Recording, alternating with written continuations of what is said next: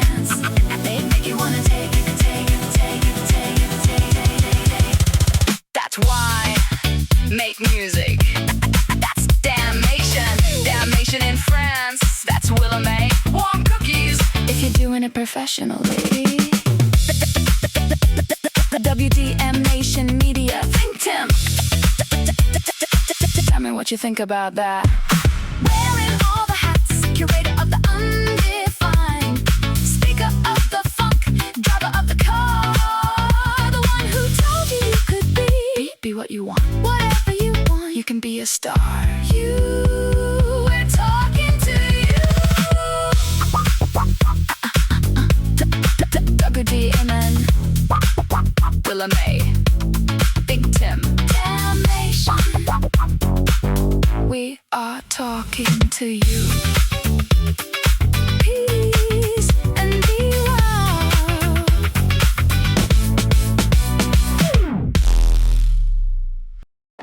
There are things you tell people, and then there are things you tell yourself. Those are not always the same things. The things you tell people are polished, clean, presentable, socially acceptable. I'm working on something. I got some music coming, just staying consistent, trying to stay creative, cute. But the things you tell yourself, those are the dangerous ones. That's the real conversation. That's the one that happens at 2 a.m. when the headphones are still on. The session is still open, the coffee is cold, your back hurts, your eyes are dry, and you've listened to the same 16 bars so many times you can't tell if it's genius or garbage. That's when it starts. That voice, that private roommate in your head, not the one paying bills, the other one, the one sitting in the dark with opinions, the one saying, this might be the one. 5 minutes later, nobody's gonna care. 10 minutes after, that, you should scrap it. Then somehow, right after that, this might be the best thing you've ever made. Creative people live there, in that space, that courtroom, that interrogation room, that boxing match, that marriage counseling session between ambition and insecurity. And if you're creating alone, it gets louder, because there's nobody there to interrupt you. Nobody to say, nah, keep that part. Nobody to tell you the hook is strong.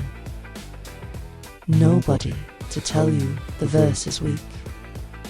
Nobody to tell you to stop overthinking. It's just you and the things you tell yourself. That's why this episode matters. Because I don't think enough people talk about it. Everybody talks about the finished product.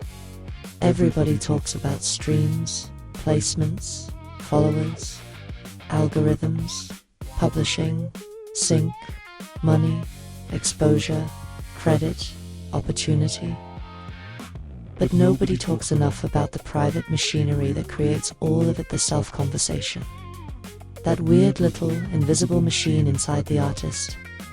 Because before the song becomes a song, it was a thought. Before the thought became lyrics, it was a feeling. Before the feeling became action, it was permission. And who gave you permission? You. Nobody gave it to you. You gave it to yourself. That's the audacity of creativity. To sit in an empty room and tell yourself, what I'm about to make matters. That's insane. Necessary, but insane. Because making music is one of the strangest things a human being can do. Think about it. You're taking silence and trying to turn it into emotion. You're taking invisible ideas and trying to make them tangible. Trying to create something from absolutely nothing. That's wizard behavior. That's alchemy. That's mental illness with rhythm. And the wild part is, the second you release it, it belongs to everybody else. They judge it, they compare it, they measure it, they dissect it. They place it against everything they've ever loved. And you knew that before you made it, yet you made it anyway. Why? Because of the things you told yourself. Maybe you told yourself, this can compete. Maybe I got something to say. Maybe this one could change everything. Maybe if I keep going long enough, somebody's gonna hear it. Or maybe the darkest one of all. If they don't hear it, I still have to make it. That's the one right there. That's the addiction. That's the burden. That's the freedom. That's the reason. And I've been thinking about that a lot lately, especially in a world where technology keeps removing excuses. Back in the day, you needed studios, big ones, expensive ones, tape machines, engineers, musicians, time, money, space, permission. Now, laptop, interface, headphones, software, internet, done. Matter of fact, now you don't even need half of that. You've got AI, you've got digital players, you've got vocal software, session drummers, session bassists, mastering assistants, stem splitters, chord generators, whole orchestras living inside a hard drive. And somehow, with all that access, people still hesitate. Why? Because technology didn't remove the biggest obstacle. It never does. The biggest obstacle is still the things you tell yourself. I'm not ready. It's not good enough. I need better equipment. I need more followers. I need the right cosign. I need more time. No. Sometimes you just need less lying. That's what this episode is about. The lies, the truths, the negotiations, the delusions, the confidence, the fear, the stories, the private mythology every creative builds just to keep moving. Because make no mistake, every successful artist you admire had those conversations too. Prince had them. And Prince said something I always respected once the record was made. His job was done. That's heavy. Not because marketing didn't matter, not because business didn't matter, but because the creative act had ended, the truth had already been spoken. Everything after that belonged to another machine, and Prince fought that machine hard. That's why he wrote slave on his face. That wasn't branding. That was testimony. That was a man saying, I create faster than you can monetize. That's a dangerous person. That's freedom. And freedom terrifies systems.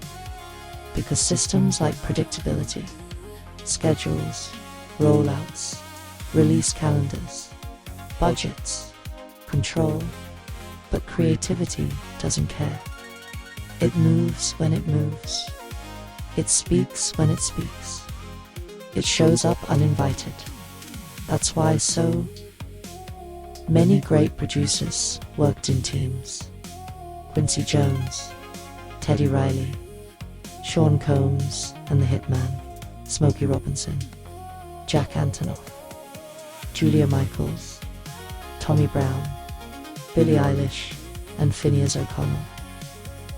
Some built empires with rooms full of people. Some built worlds with one sibling and a bedroom. Different setups, same engine, the belief, the story they told themselves, that they could, that it mattered, that it was worth finishing. And that's the question today.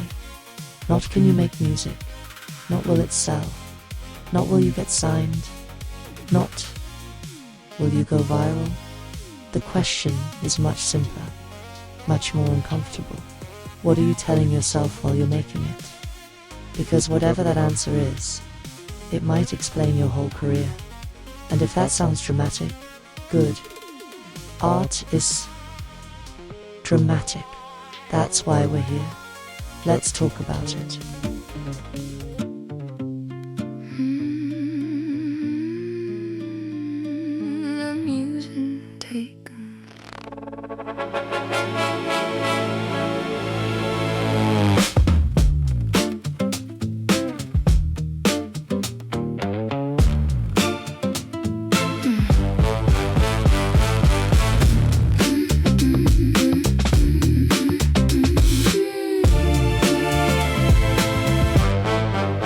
Yes, it's rather ironic how symmetry keeps things together. Open up my wardrobe, you'll find absolutely no leather.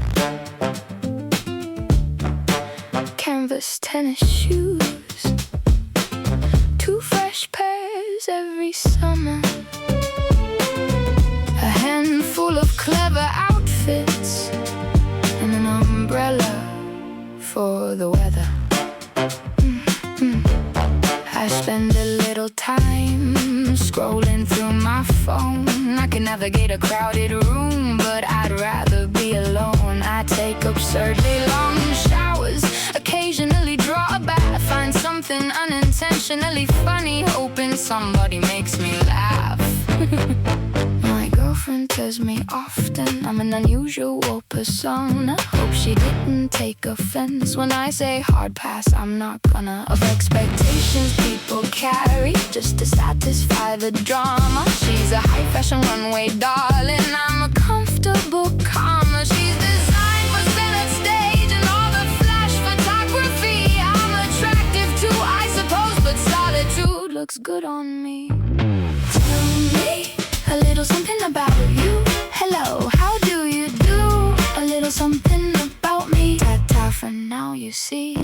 I don't look through those glasses. Ignorance is bliss, she left me some passes. Yeah, I get in, got front row seats. It's an amusing take, slightly offbeat. I don't think the world revolves around me. I got 24 numbers in my phone, that's overcrowding. Honestly, leave me a message, I'll get back to you. That's an amusing take, if you really think it through. If I wore a cape to keep me warm at night, it would elevate the aesthetic. Would that make things right? If I told you I preferred iced coffee over milk, I might share a secret. My cape would be lined with silk. I tend not to discuss politics these days, at least that's what I tell people, just to hear what they'll say. They become philosophers instantly if they think you don't care. I take meticulous notes, but resentment feels unfair. I know every name in the room, every motive in the air. I simply choose my battles and conserve my wear and tear.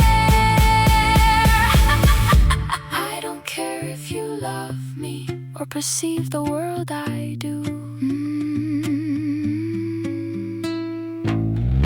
I don't care if you like me, though I pretend I want you to. All I really seek is a little peace of mind. Nothing grand or revolutionary, just some quiet in my time.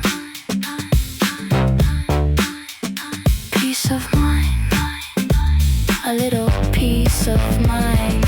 Tell me a little something about you. Hello, how do you do? A little something about me. Ta-ta for now, you see.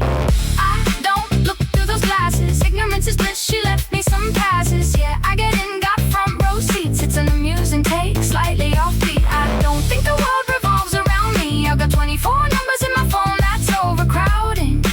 Honestly, leave me a message, I'll get back to you. That's an amusing take, if you really think it through. Amusing take. Amusing take. It's not that I don't notice, it's that I notice everything.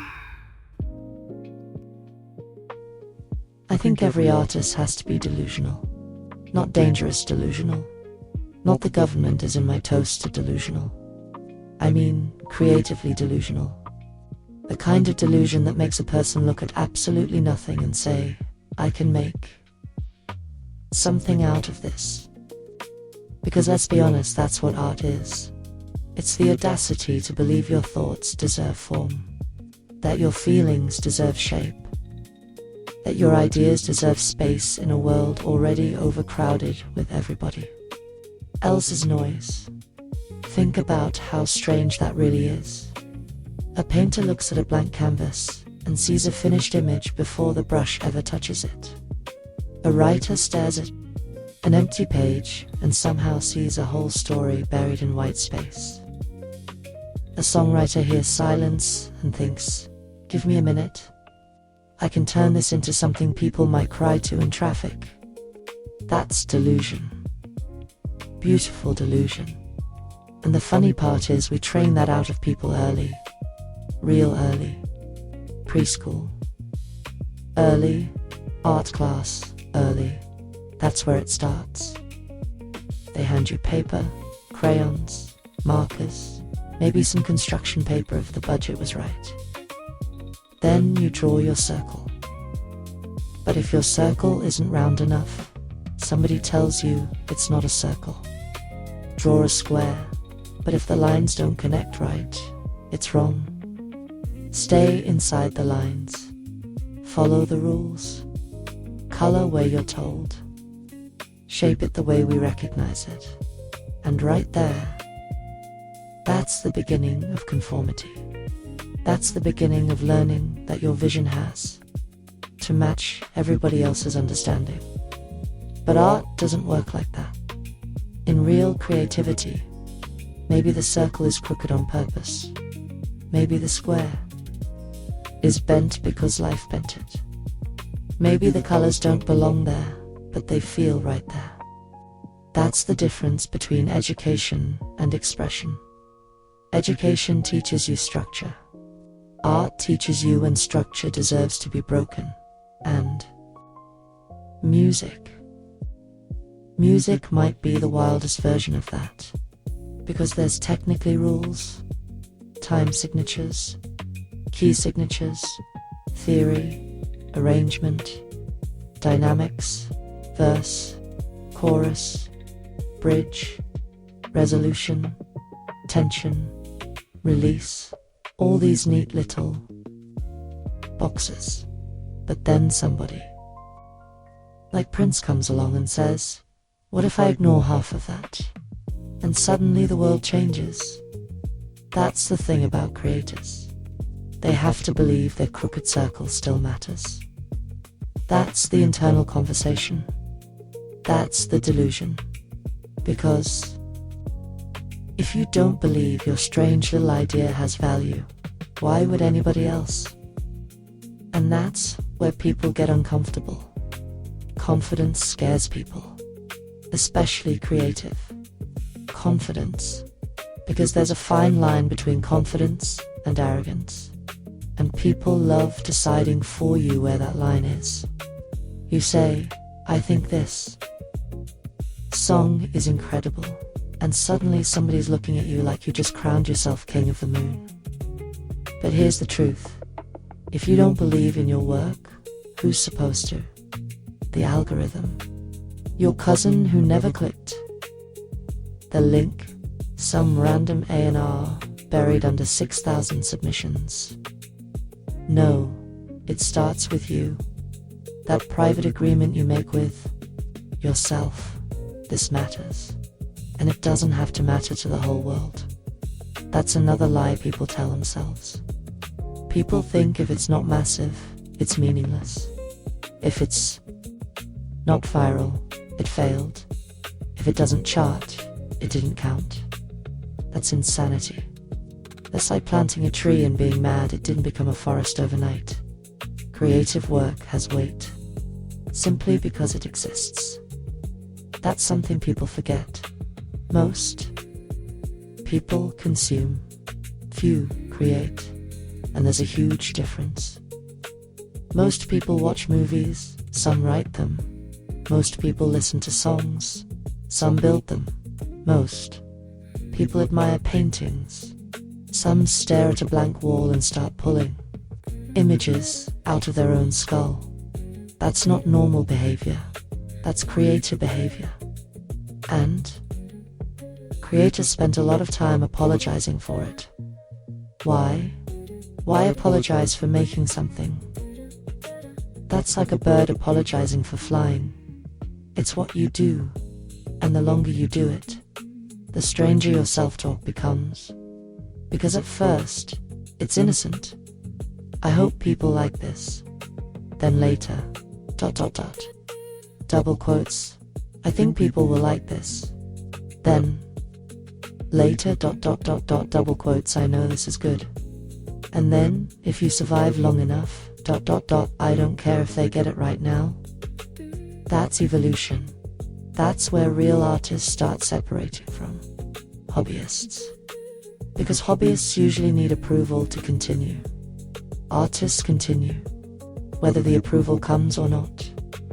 That's why somebody like Quincy Jones could spend decades shaping music across genres, generations, and formats.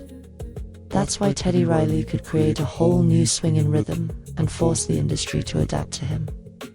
That's why Smokey Robinson could write for entire eras of people who never even knew his fingerprints were on their emotions.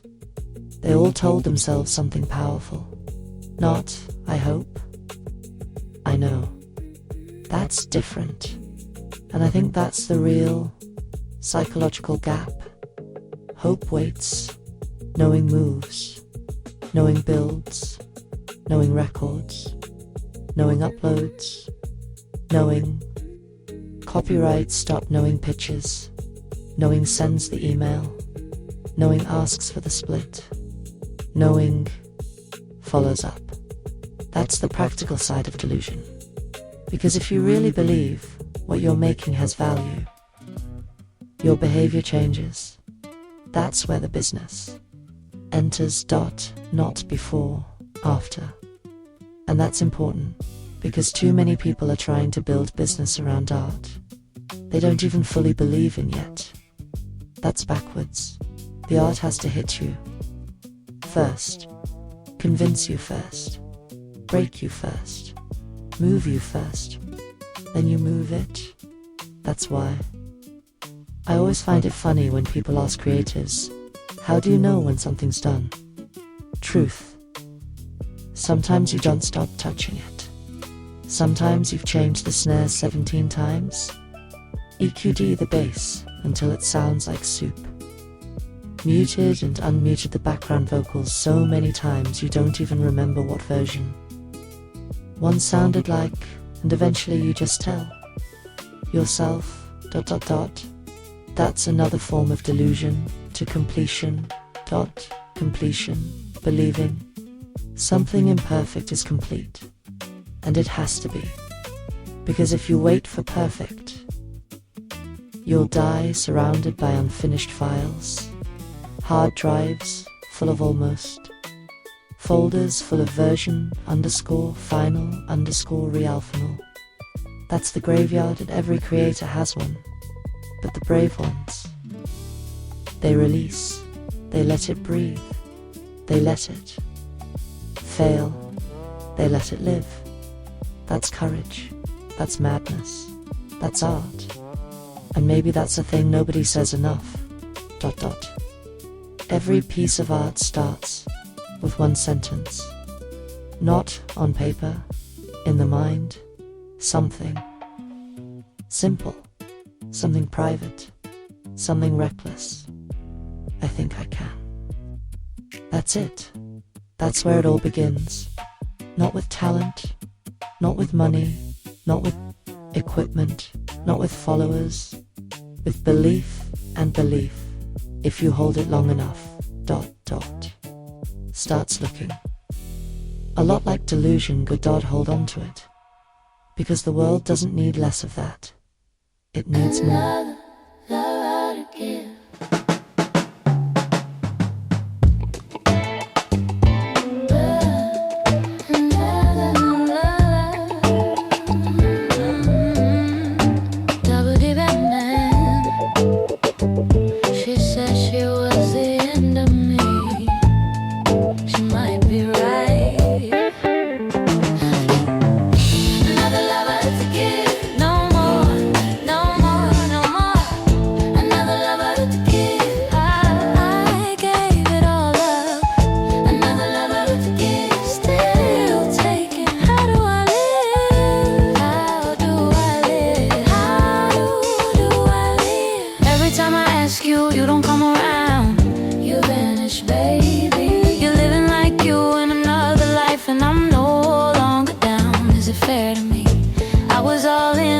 just for you.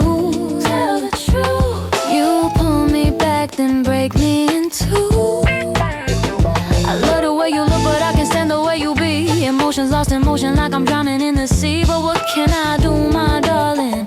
I still want and need you near. I can't find myself without you, that's my deepest fear. Another lover to give, I give it all. Another lover to give, still taking. How do I live? I could promise you better just to see you smile. I've loved you through every season, I could wait a while, but I swore I wouldn't let you hurt me again. You done it all before, how many times can I change the locks on my front door? Just to give you the key, invite your chaos back in. Maybe I need to go out, find me a brand new friend. Someone who sees me, loves me straight, gives what I give and don't manipulate.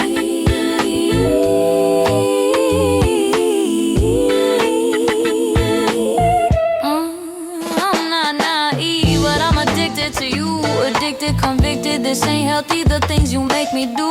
But how can I lie when I love you more than life itself? I've seen this kind of love, I never felt it like no one else's. It's like a drug that hits too good, a way to break the hold, I really wish I could. You know it, baby, you got me hooked. I tried to get away, but one night's all it took. I was back at that club, the one where it got wild. Music wasn't too loud, but we danced for the crowd. Male, female, rich or broke, didn't matter, they all watched. And your ego, woo, it grew while I stayed lost. I could tell 1,000 stories, things we did, what I seen, but it only makes me want you more and more in between. I promise you I'm gonna break this hole someday, even if I gotta confess to you all my jealous ways. Got me going crazy, straight jacket in place. I want you more and more each time I see you face. Even if it's in my mind, I can't get over you. Addicted to your body and the things you made me do. There's nothing in this world if you're not by my side. Beautiful, lovely loneliness, I have to run and hide. Word can't express all that you mean to me. Painless, sharp like a knife, deeper than the bluest sea. Another lover to give, I know more to give. Another lover to give, still holding on. Another lover to give, but still I live. How do I live? How do I live? Another lover to give. Another lover to give.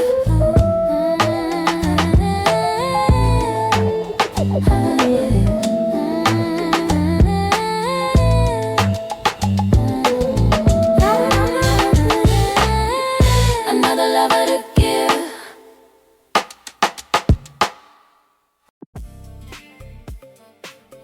There's a different kind of pressure that comes with creating alone, not lonely. That's different. You can be surrounded by people and still feel creatively isolated.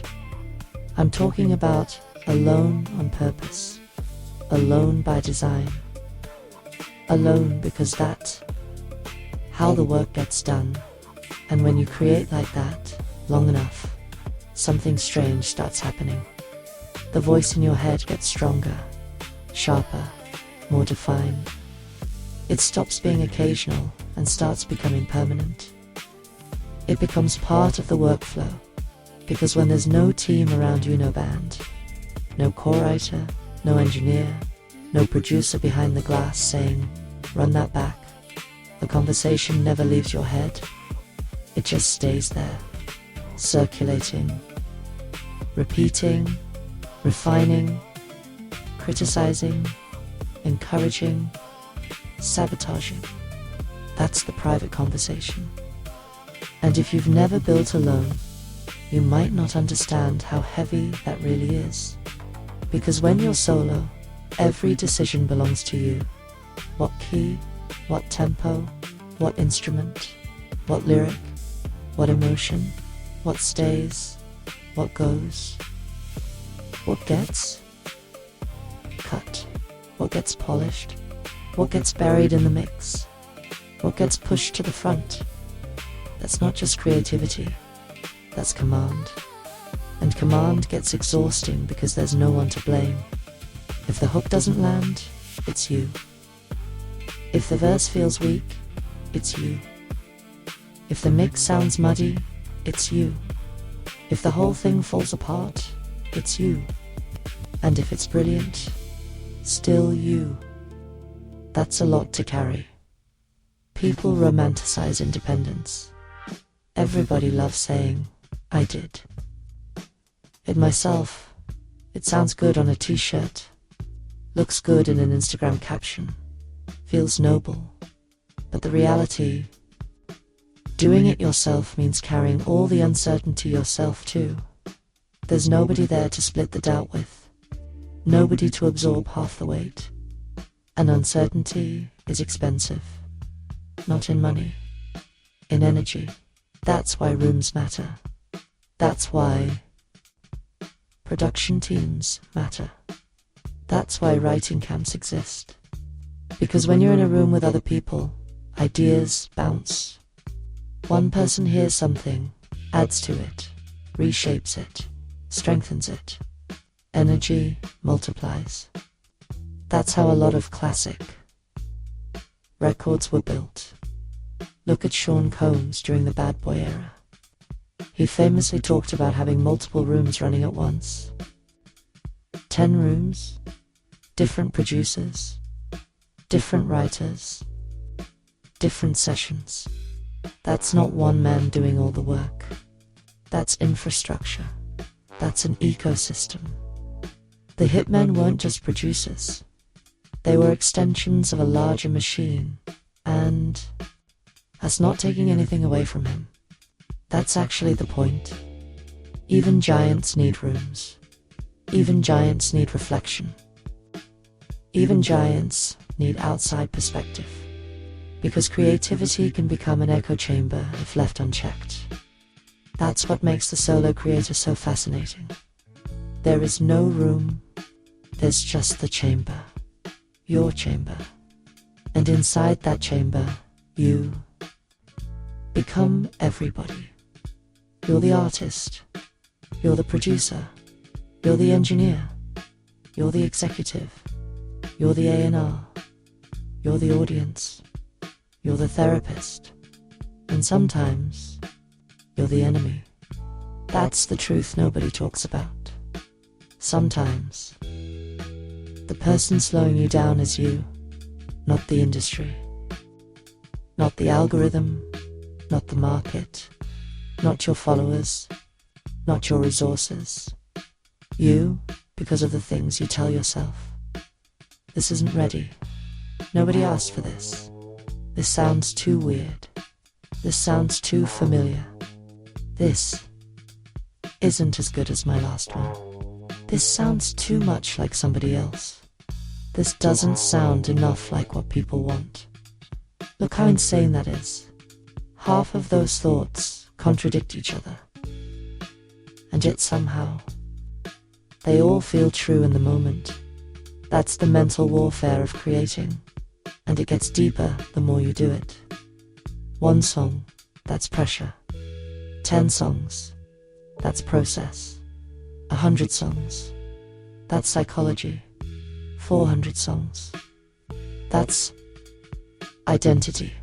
At that point, you're not dabbling anymore. That's who you are. And when you've made that much, the private conversation changes. It has to. You stop asking, can I do this? That question dies.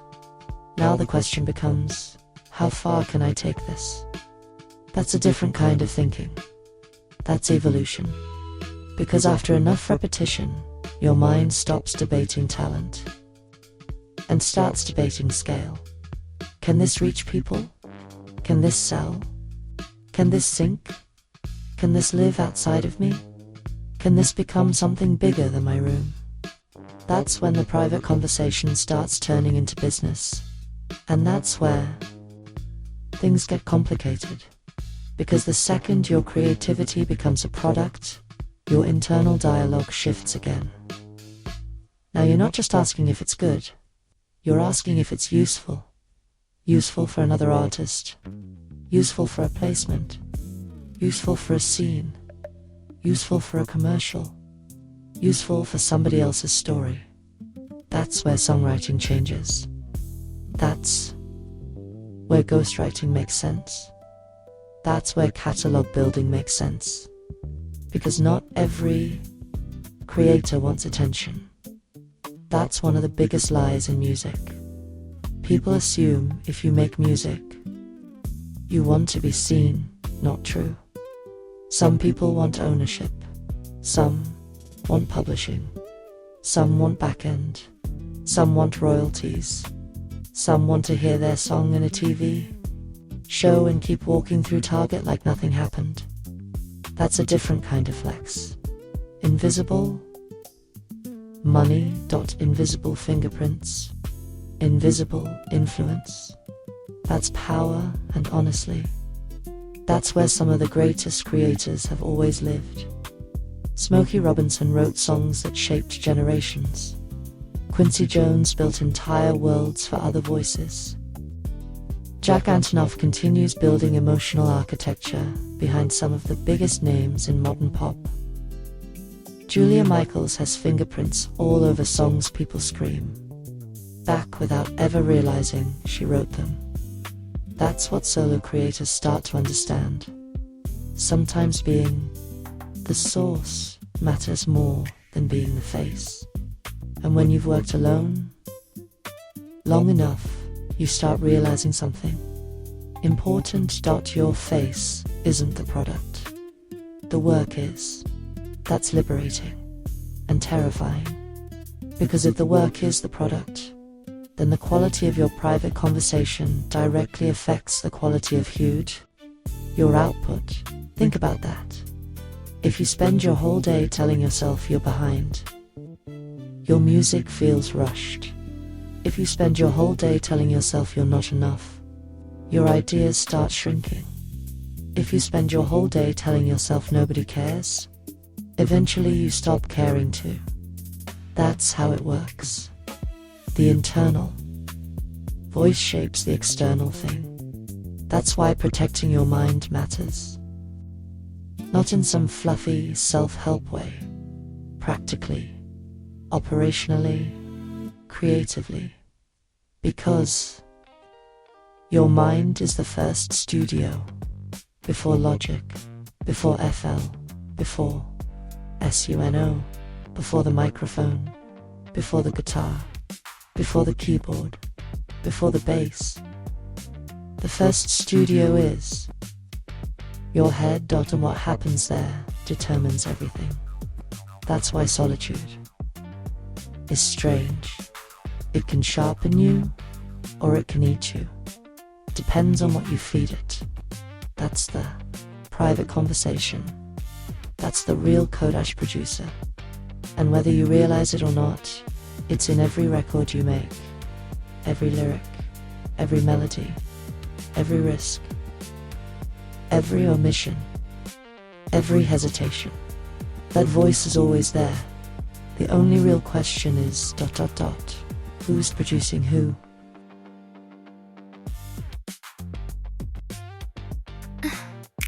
Oh, you showed up? That's adorable. Don't bring your hands together. Don't bother to clap. Extend that arm. Go ahead. Don't put your fist out. You get no dab, no love. I ain't being cruel. Just unusually factual. You've been schooled, strictly visual, no depth. I see what I see, I know what I know. Caption the universe, play back your show. You don't got time for me, I don't got time for you. Still, you talking reckless about the things I'm gonna do. Fascinating.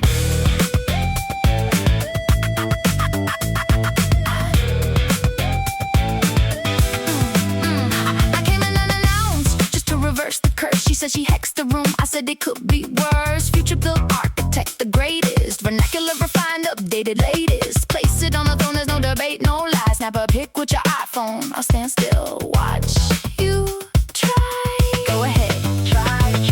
Oh, I got you going. Yeah, she got you going. Yeah, I got your attention now. Look at me now. Yeah, I got you going.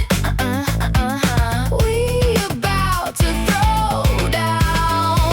I drew the line, you took the bait. Don't clap if you don't want to. I love the hate. Applause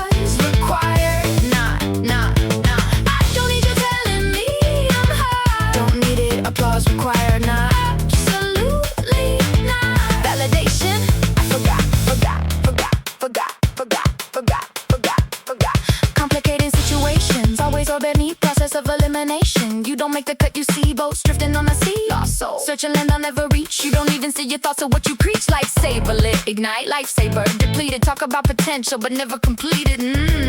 Tragic, now your ego softly seated. Sit down. Oh, I got you going. You feel it now. Yeah, I got your attention now. Look at me now. Yeah, I got you going. Don't act surprised. We about to throw down. I drew the line. You took the bait. Don't clap if you don't want to. I love the hate. Applause required, not no applause. I don't need you telling me I'm high. Don't need it. Applause required, not heap it. I self-validate the plot. I'll take it to the wire, set the whole place on fire. You ain't even reaching, no desire. No questions, no doubt, just vibes played out. If I said I came to get down, I should see these down, route to route. Hi, you wanna play? You wish. You've been grounded 17 days. Now what you saying? Spin it anyway. I'm speaking facts, you buffer and delay. Lagging.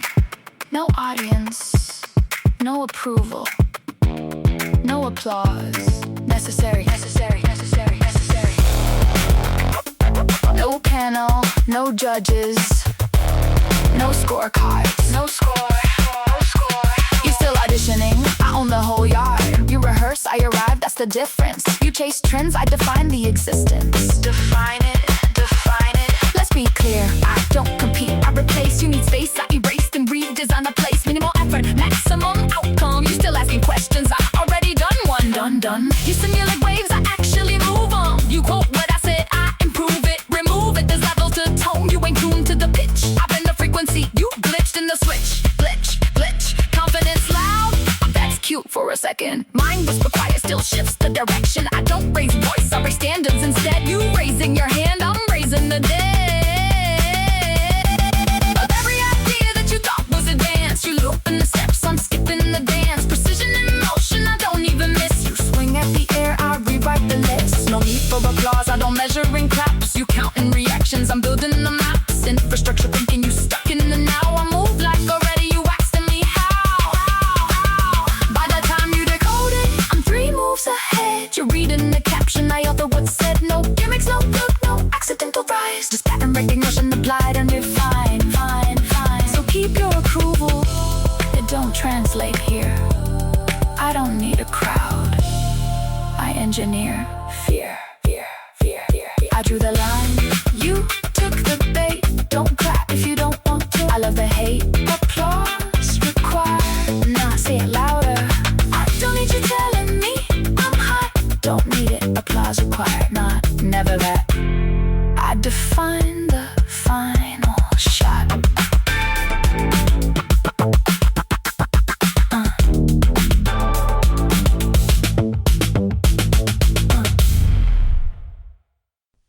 There's a thing Prince adore, at least a philosophy he lived by, has always stuck with me.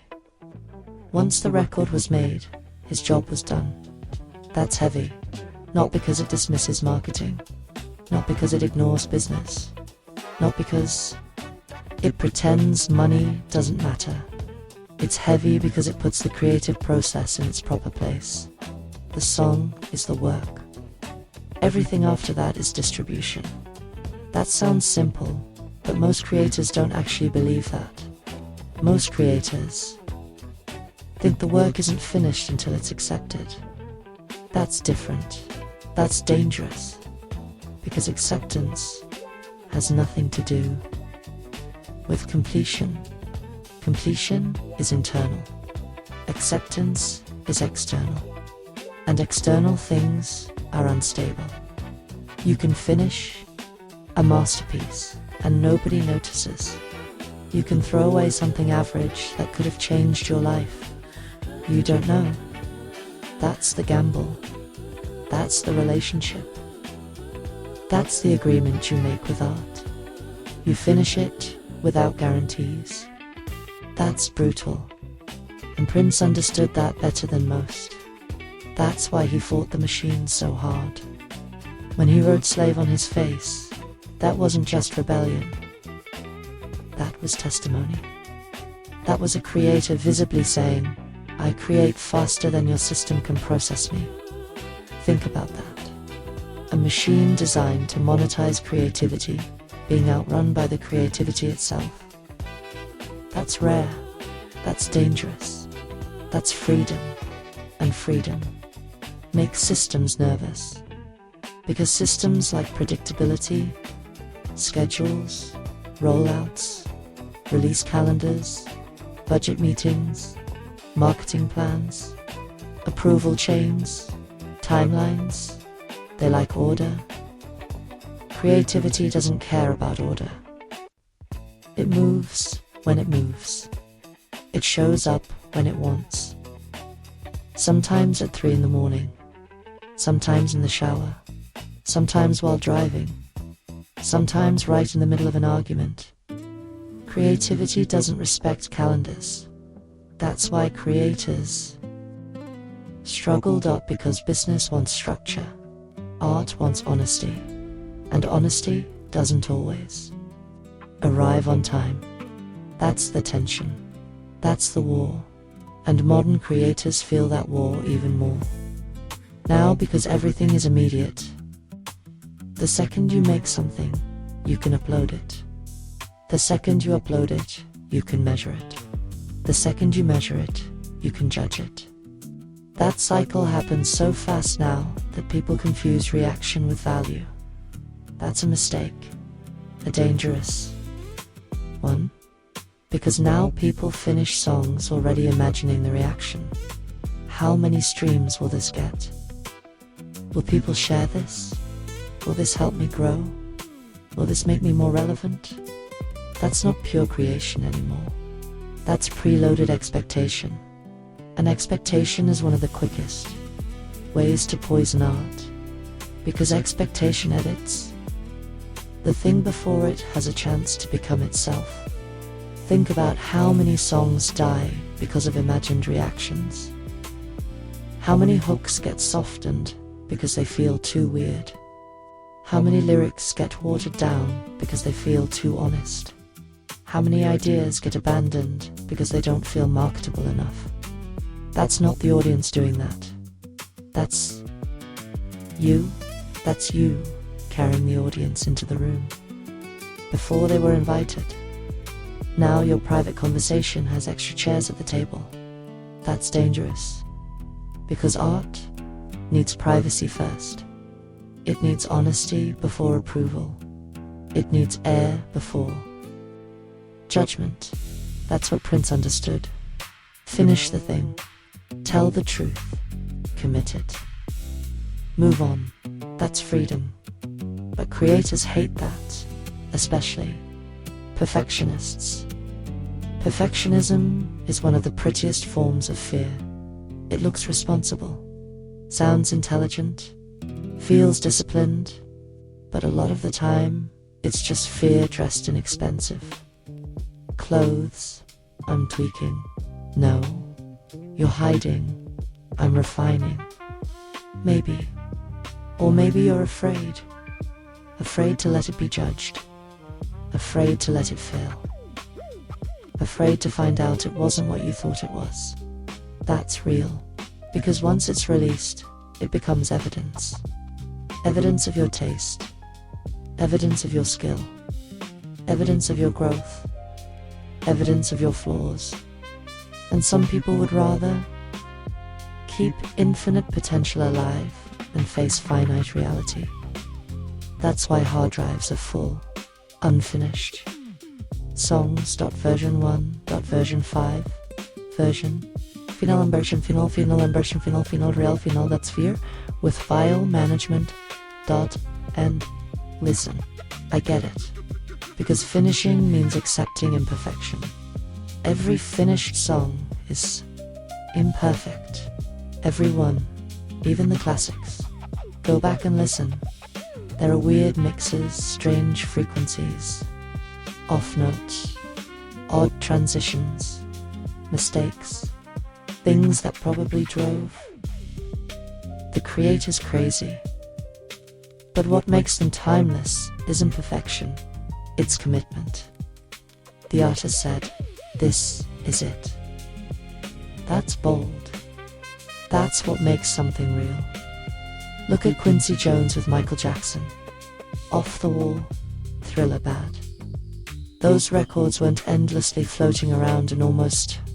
They were finished, decided, committed. Look at Teddy Riley. New Jack Swing didn't arrive with public approval first. He committed to a sound before the world knew it needed it. Look at Jack Antonoff. You hear his fingerprints immediately because he commits. He decides. That's the difference. The world cannot react to what you refuse to release. And that matters now more than ever because technology has tricked people into thinking infinite editing equals better art. It doesn't. It just creates more opportunities to doubt yourself. Back in the Tascam days, tape-forced decisions. Limited tracks, limited rewinds, limited chances. Commit, bounce, keep moving. Now, unlimited tracks, unlimited plugins, unlimited on those, unlimited save states, unlimited hesitation. That's the trade-off. Technology gave us freedom. Freedom gave us paralysis. Because now you can fix forever, but forever doesn't pay. Forever doesn't release. Forever doesn't get licensed. Forever doesn't get published. Forever doesn't get synced. Forever doesn't get heard. That's the tragedy. The unfinished song cannot feed you. The finished one might. That's the business. Lesson hidden inside the art lesson. Completion creates opportunity. Not perfection, completion. That's why Prince's philosophy matters now more than ever. Your job is the truth. The song. The record. The feeling. That's your lane. Everything after their marketing, distribution, metadata, publishing, sync, business, that's a different machine. Yes, you have to engage with it. Yes, it matters. But none of it matters if the thing isn't finished. That's step one. Finish. And maybe one of the hardest things a creator ever has to tell themselves isn't this is perfect. Maybe it's something much simpler. This is enough. That sentence might save your career. Because enough gets released, enough gets heard, enough gets judged, enough gets placed, enough gets paid, enough keeps moving.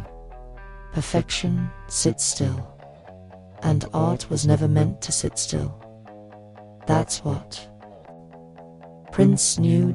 Create, commit, release, repeat, simple, not easy, but simple. And maybe that's the hardest lesson of all. Not how to start, not how to create, but how to let go. Sometimes love arrives without fanfare, without warning, and somehow you become home.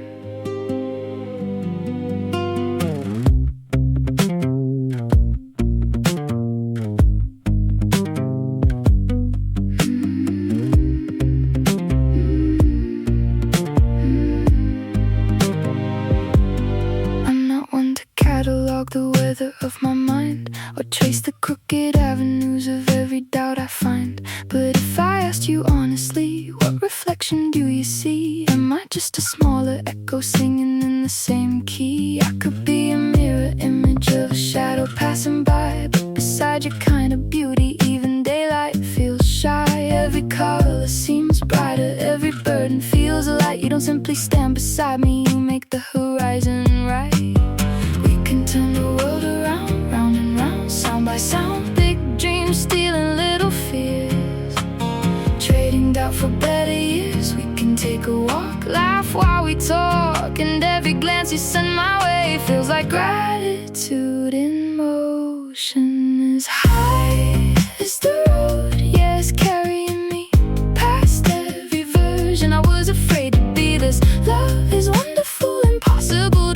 I can't walk this road alone, I won't travel without you. As high as the road leading me somewhere new, and every mile feels lighter whenever I'm with you. Higher, higher than before. As high as the road, higher, higher than before.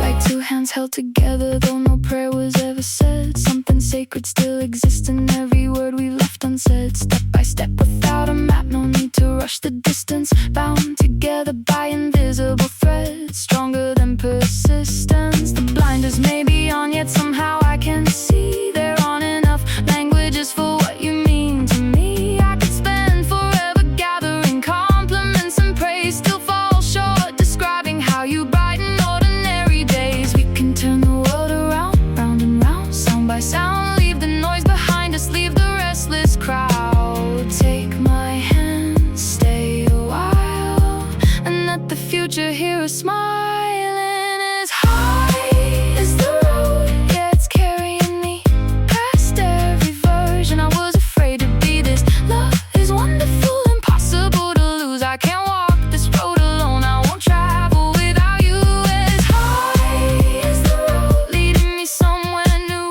and every mile feels lighter whenever I'm with you. Higher, higher than before. As high as the road, higher, higher than before.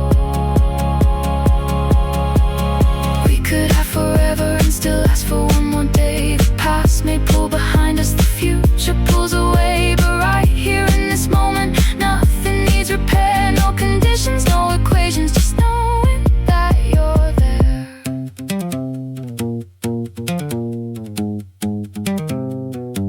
Stay with me.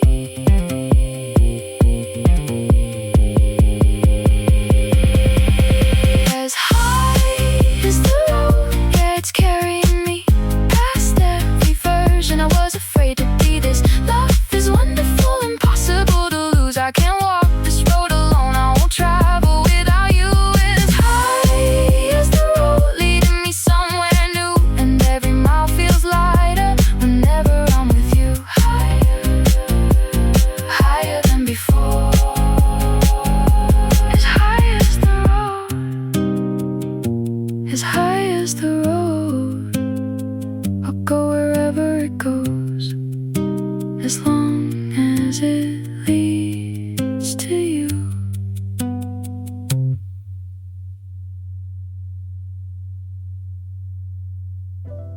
For most of music history, creating alone wasn't really the standard. That's one of the biggest myths modern creators tell themselves. We love the idea of singular genius. One person, one room, one vision, one masterpiece. That makes for great documentaries, great mythology, great storytelling, but it's usually incomplete. Behind most great records, there's infrastructure. Always take Quincy Jones. People speak about Quincy like he was some supernatural architect in many ways. He was, but Quincy wasn't alone.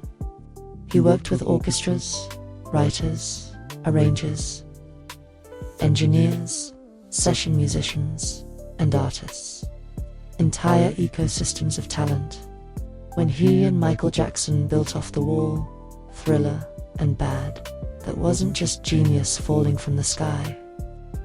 That was chemistry, structure, leadership. Quincy didn't need to play every instrument. He didn't need to write every lyric. His gift was hearing the whole thing before it existed, and knowing exactly who belonged in the room. That's producing. And a lot of people misunderstand what producing really is. Producing isn't always making the beat. Sometimes, producing is organizing brilliance. That might be the highest form of it. Look at Sean Combs during the Bad Boy era.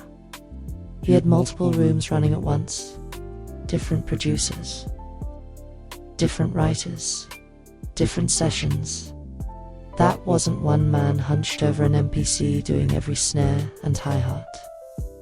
That was vision, direction, taste, delegation. He built a machine. The hitmen weren't just a team, they were extensions of a larger creative ecosystem. That matters. Because even giants need rooms. Even giants need people. Even giants need perspective.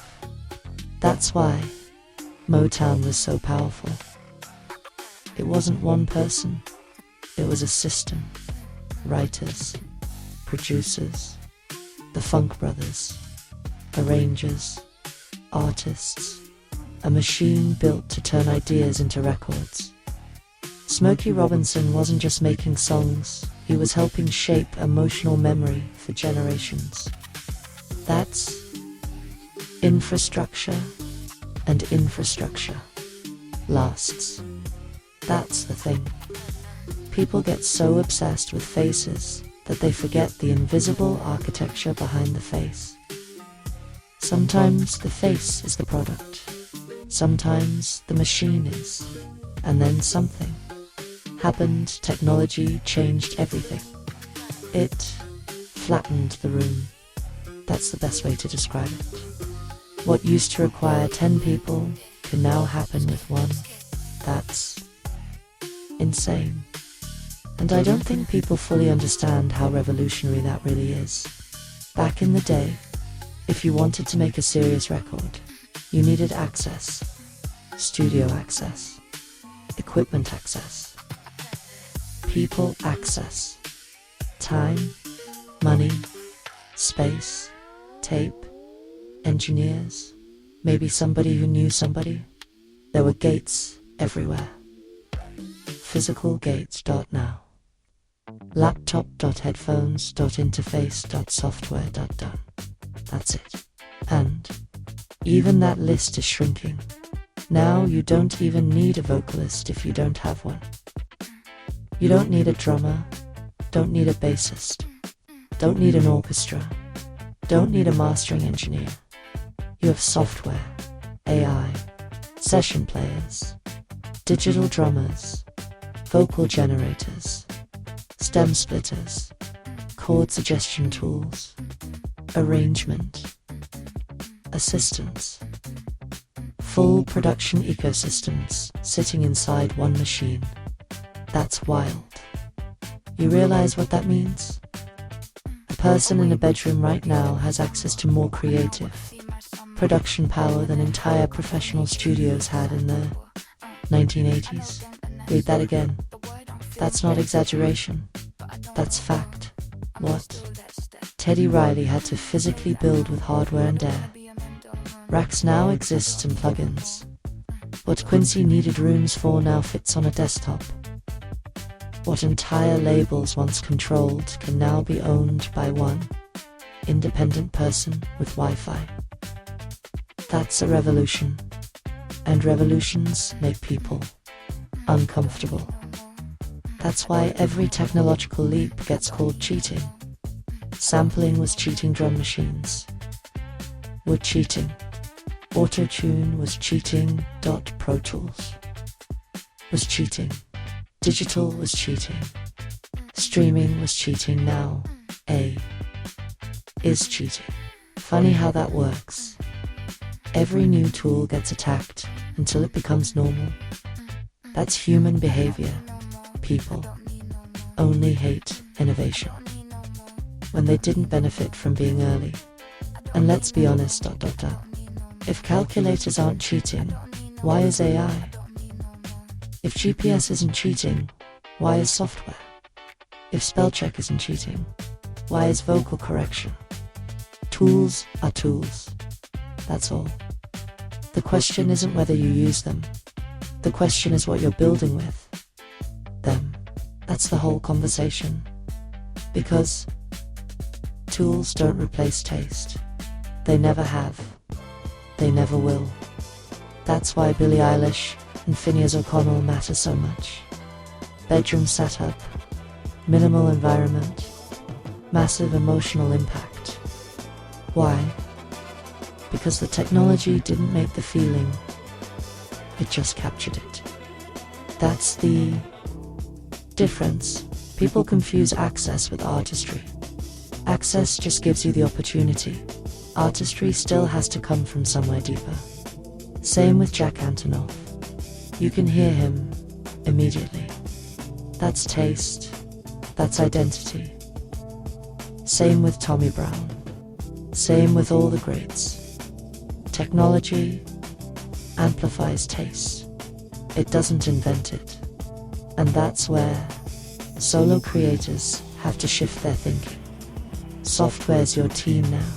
That's the truth.logic.fl studio.suno.udeeo.ace.virtual sessionplayers.plugins.vocal tools mastering assistants reference analyzers. That's your room. The room got compressed. That's all what used to be 10 people might now be 1 person and 10 tools. That not fake. That's evolution. And evolution doesn't ask permission. It just happens. But here's the thing. With all this access, excuses start disappearing. That's the uncomfortable part. No more I can't afford studio time. No more I need a drummer. No more I need a singer. No more I need a producer. Maybe eventually. But to begin, no now. The biggest bottleneck is imagination. That's terrifying. Because when all the tools are sitting in front of you, and you still don't move, you can't blame the gate anymore. That's when you realize something ugly. The gate might have been inside you the whole time. That's a rough truth, but an important one. Technology leveled the playing field, not the outcome of the field. That means taste matters more now. Discipline matters more. Now, consistency matters more now. Identity matters more now. Because the room is open. The machine is yours. The question now isn't, can I make music? That question's dead. The question now is much harder. What am I going to build with? All this power. And maybe even deeper than that. Double quotes. What do I keep telling myself every time I sit down to use it? Because whatever that answer is, that's your real production team now.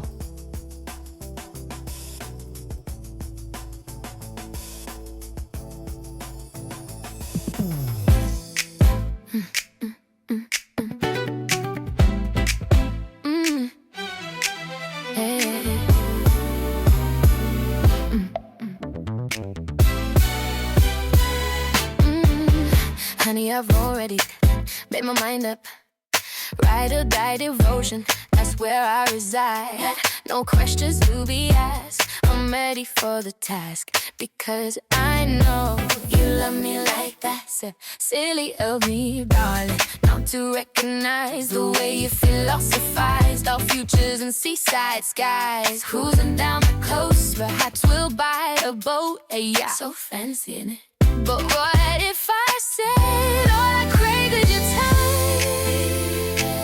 I fell in love with your mind, and that's quite enough for me. You're my North Star sign, my perfectly timed design. Baby, no, if you're just up for me, I'll just up for you. You can be my baby.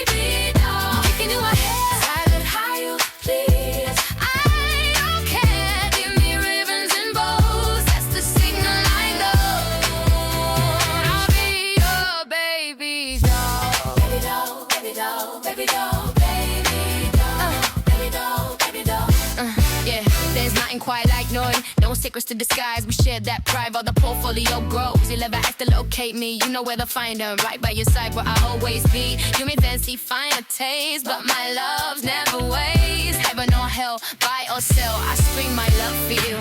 I listen, I'm the type of little John with the crown. I'm Philly in the posture, I know when I sound of strip a stirrer, but I sit T-car. You rev shake, still I ring the star. Oh, on a drill, I'm the image in the mirror. Stretch your mind quick, make the vision clearer. Accent touch like the great stage raw. Still gloves off, but I step on the floor. WDM and damnation. I'm your rider, your flame, your start. Love independent hustle, portfolio starter. Rock slick job, I'll clap back smarter. Mind sharp, heart pure, that's Scarter. That's my dawn, that's my one and only. Stack emission while we moving slowly. Philly swagger and that break this tone. Do it all in a deep groan. The throne, damn patient.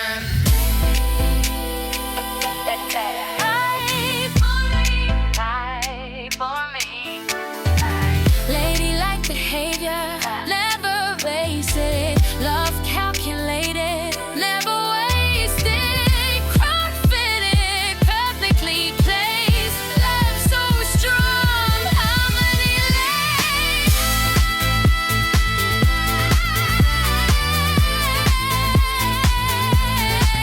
We think it sexy, amnesia. We think it classy. We think it classy, never sloppy. Stick devotion, never copy. If I say all yours, I mean it fully. Soft lips with a boss, they bully. Baby, love, you were just up for me. I'm just up for you. You can be baby, no. Limited mode on the show. Honey, or maybe no.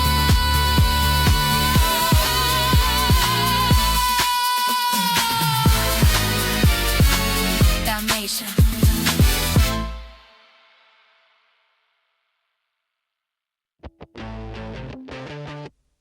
Here's one of the hardest truths a creator has to accept. The music industry is not built around music. That sounds crazy at first, almost offensive. Like saying the restaurant business isn't built around food. But stay with me. The music industry uses music. It packages music. It monetizes music. It moves music. But what it really sells, what it has always sold, is attention. That's the product. Music is the vehicle. Attention is the currency. And once you understand that, a lot of things start making sense. Why mediocre songs blow up. Why brilliant songs disappear. Why talent alone isn't enough. Because talent does not guarantee attention. It never has. Attention is its own economy. It moves differently. It behaves differently. And it's expensive. Not just financially, psychologically, emotionally, strategically. People hear a hit song and think, man, this song is everywhere. What they don't think about is how much money was spent making sure it was everywhere. PR, marketing, playlist pitching, radio promotion, social media ads, rollout campaigns, visual content, merch touring, interviews, branding, press, kits, legal, distribution, publishing, administration, metadata, clearance. That's not art, that's infrastructure, that's business, and business costs. That's why when people say, why isn't my music moving?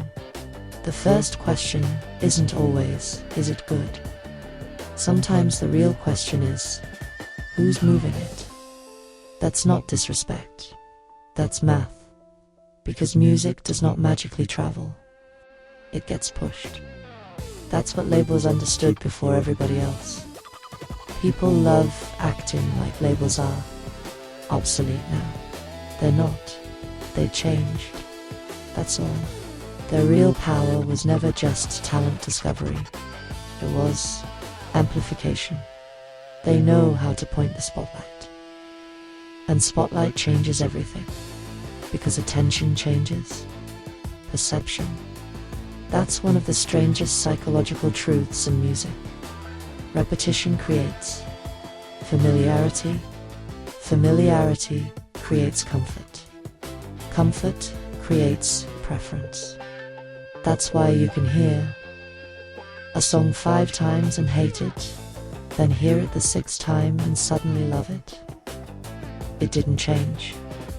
Your relationship to it did. That's how radio worked. That's how playlists work.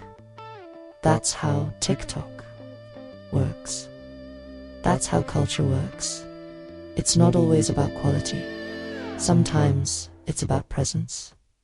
That's uncomfortable. For artists, because we want fairness. We want meritocracy. We want to believe the best thing wins. Cute idea, not reality. The thing with the most attention usually wins, or at least gets heard first. That's why you can make the best song of your life and watch it sink into silence. Not because it's bad, because nobody saw it. That's the game. And this is where creators start telling themselves dangerous stories. If it was good enough, people would find it. No, that's fantasy. That's like opening a restaurant in the middle of the woods and saying, if the food is amazing, people will find me. Will they? Maybe not eventually. If somebody talks, if somebody posts, if somebody gets lost. But visibility matters. Location matters. Awareness. Music works the same way. That's why I always come back to the restaurant analogy. People don't realize how much music consumption behaves like habit. Most people go back to the same places, same playlists, same artists, same emotional meals, same comfort food. That's not random. That's routine, identity, familiarity. People eat emotionally. People listen emotionally too. That's why breaking into somebody's listening routine is harder than artists realize. You're not just asking them to hear something new. You're asking them to interrupt comfort. That's a bigger ask. And attention is finite. That's the real market. Music. Time. Focus. Bandwidth. That's why content exploded. Because now artists can't just make songs. Now they have to make moments, clips, reels, stories, hooks, personalities, faces. Behind, the, scenes, commentary, engagement. The song became part of the machine, instead of the whole machine. That's exhausting, and a lot of artists hate it, because they signed up to make music, not run a media company. Too bad. That's the reality now, or at least part of it. Look at Sean Combs. Before social media, he mastered attention, spectacle, energy, movement, presence. He didn't just sell records, he sold moments. Look at Prince. Mystery, scarcity, identity, attention. Look at Quincy Jones. Prestige, legacy, association, attention, different methods, same currency. And now, attention is democratized. Anybody can get it. That sounds beautiful, until you realize everybody is fighting for it. That's chaos. That's oversaturation. Hundreds of thousands of songs, hitting, streaming, every day. Infinite content, infinite competition, infinite noise. And when noise becomes infinite, clarity becomes survival. That's why branding matters. That's why consistency matters. That's why identity matters. People need to know what you are quickly, or at least feel it quickly. That's why catalog builders are so interesting to me, because they understand something most artists don't. One song can be missed, 100 songs, harder to ignore. A catalog is leverage. A catalog is inventory. A catalog is multiple doors into the same house. That changes everything. That's why sync licensing matters so much. Because sync doesn't care if you're famous, it cares if it fits. That's huge. Film.tv, .commercials, .games, .trailers, .background scenes, mood setting, emotion, matching. That's an entirely different economy. And in that economy, attention works backward. Instead of you chasing listeners, opportunity finds the song. That's powerful. That's why ownership matters. Publishing matters, organization matters. Because when opportunity knocks, chaos can't answer. And this is where the independent creator has to evolve. Stop thinking like a star. Start thinking like a supplier. That changes everything. Stars need constant attention. Suppliers need quality inventory. That's a much more sustainable model. And honestly, often more profitable. Because stars fade, catalogs pay. That's not glamorous, but it's real, and real pays better than glamorous most of the time. So when you're sitting there wondering why your music isn't moving, ask yourself something honest. Is it bad? Or is it unseen? Because those are completely different problems. One needs improvement, the other needs strategy. And knowing the difference might save you years. Because the music industry was never just about music. It's always been about attention. Music is simply how you ask for it. Bow down, bow down, bow down, bow down. Bow down to a god, step to a king.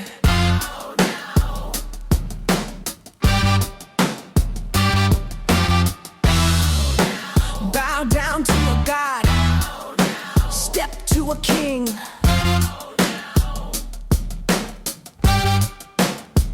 Oh, this is the time I had to step off the throne. I put my crown down, I'm ready to fight. People talking greasy about this Lord the God, and you know that shit ain't right. System stunting, rebooting something maniacal is our scheme. Collecting souls when touch the blade. You're born, I'm clean, cut like no other. I'm down for my brother. You know that's gonna be my driving force. I keep my enemies by my side, diced up snake eyes, no remorse. This is the choice you make when you decide. You're the sign of the times. When I hold in my hand is the future. Don't you worry about mine. Bow down to a god, step to a king.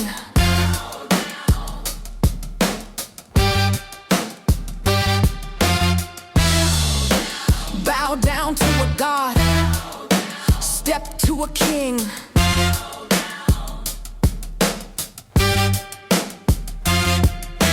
I can't even once before just to tell you again. Don't be mesmerized, hypnotized, my friend. This is how I really wanna get down.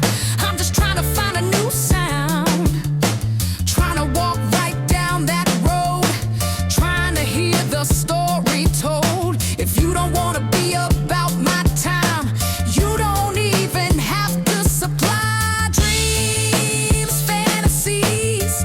I told you to bow down before me. Don't disrespect me, get down on your knees. I say I'm here with you every day. I say,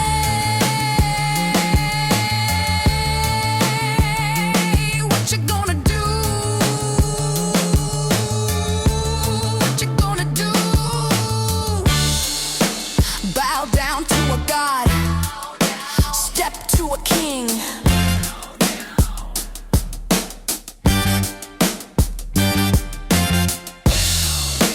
Bow down to a god, step to a king.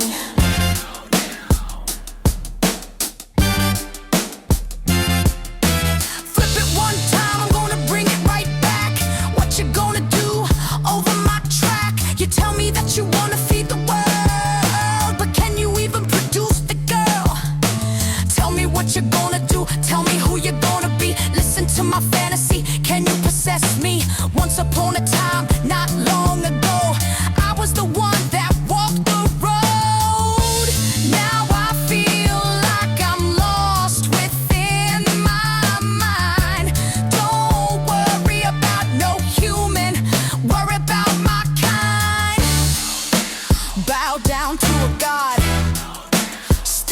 a king.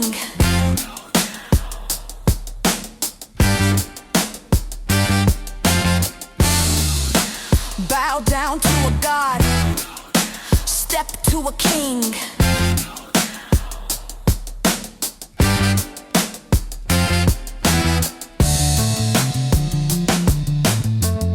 What do I say?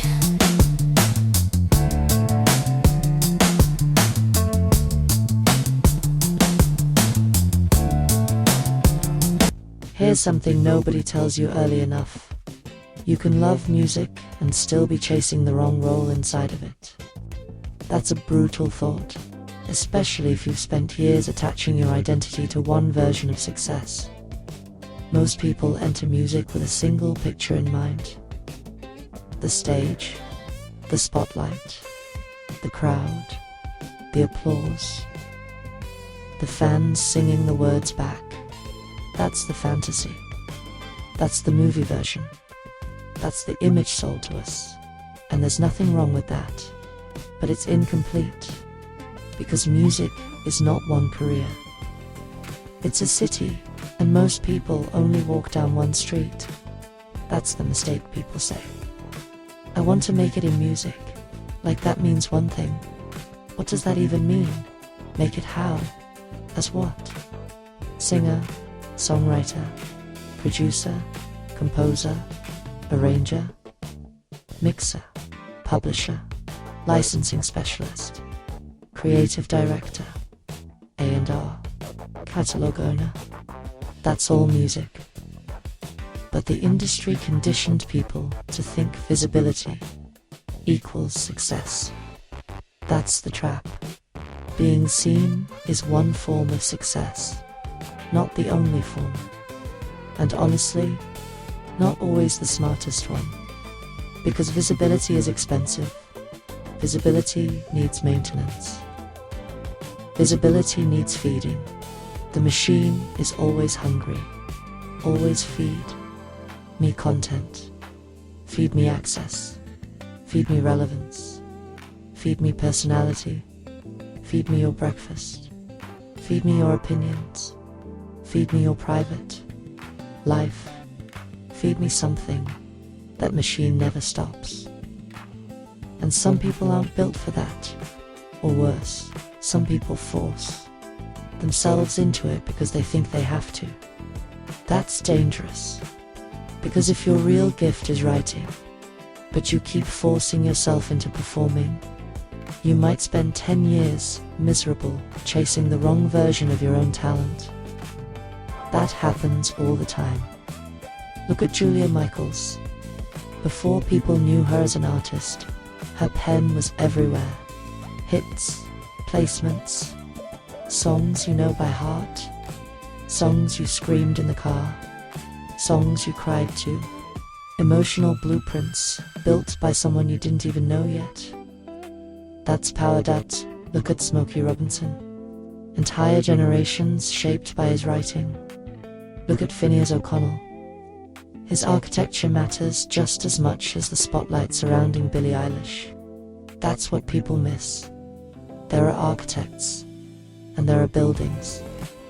Both matter. But not everybody is supposed to be the building. Some people are blueprint people, and blueprint people eat too very well sometimes. That's the thing. There's money in the bones. That's what publishing is. The bones. The ownership of the thing before it gets dressed. That's why publishing matters so much. That's why songwriting. Credits matter. That's why producer points matter. Because if the song lives, you live with it. That's legacy. That's why creators need to start thinking bigger than the moment. A song is not just content, it's intellectual property. That phrase sounds boring until it starts paying you. Then suddenly, it sounds sexy. Intellectual property. That's the real asset. That's the thing that can outlive you. That's the thing that can work while you sleep. That's different than fame. Fame needs presence. Property needs ownership. Huge difference. That's why sync licensing fascinates me so much. Because sync doesn't care who you are. It cares what the song does. Can it create tension? Can it create romance? Can it create suspense? Can it create nostalgia? Can it create triumph? That's utility. That's a whole different way of thinking. And a lot of creators need that shift. Instead of asking, will this make me famous?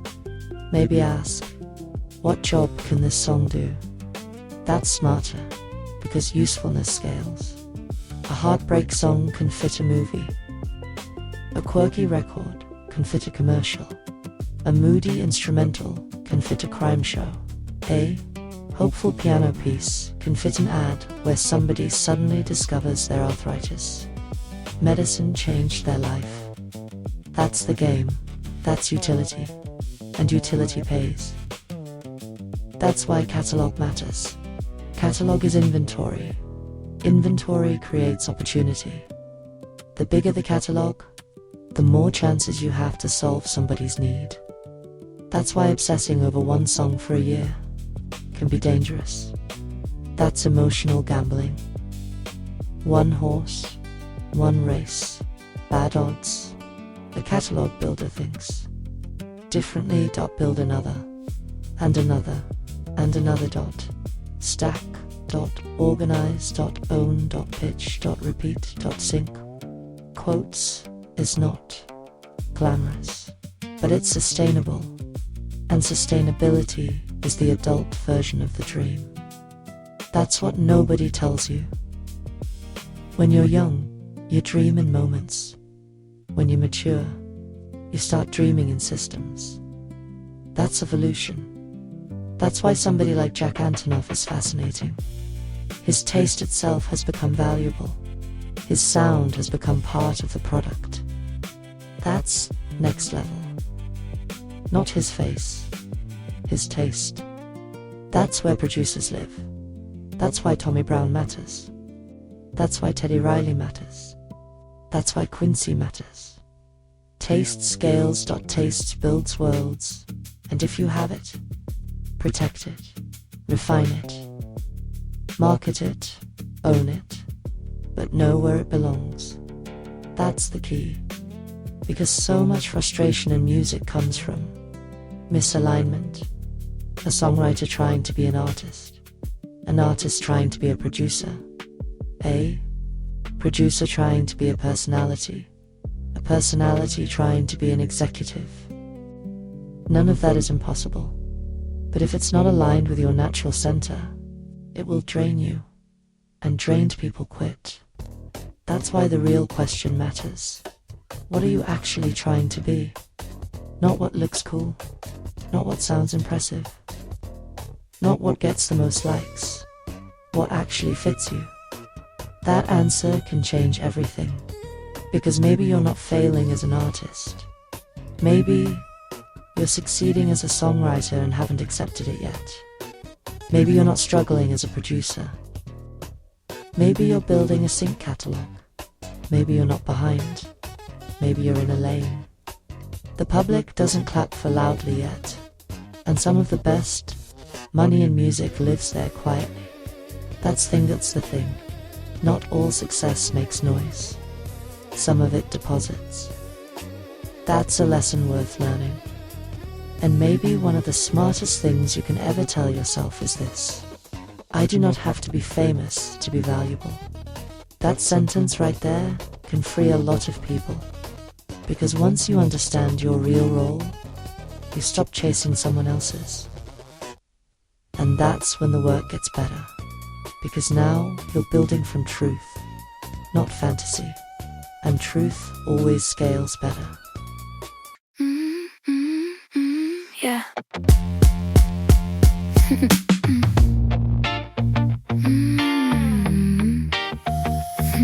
Yeah.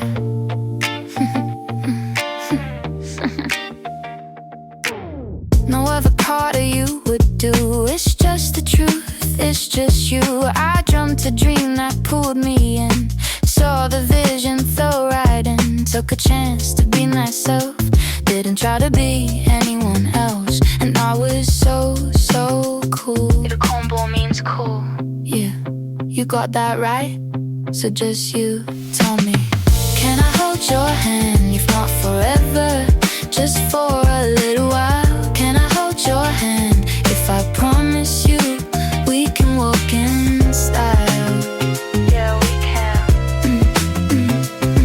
No eyes can help but look at you. No daydream here could ever do. They're all watching like we've got time. Every second you're still mine. You're mine and I belong to you. We paint the sky that's soft as blue. Where can we go to be alone? Leave it all behind, even our phone. No buzz, no rings. Can I hold your hand, if not forever, just for a little while?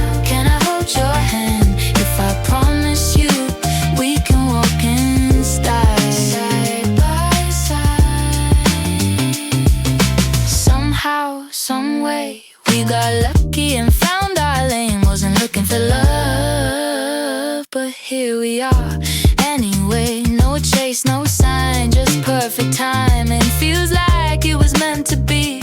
Living life inside a fantasy. Once upon a time. Once upon a time.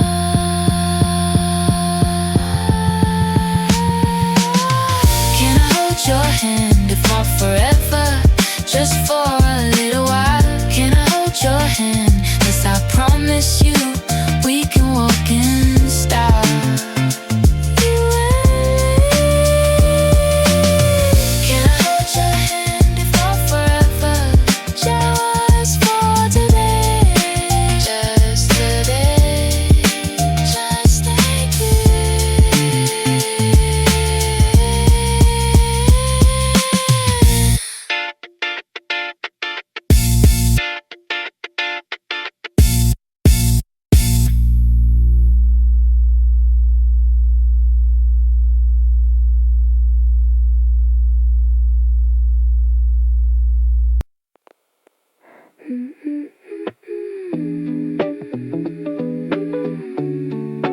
Don't leave me.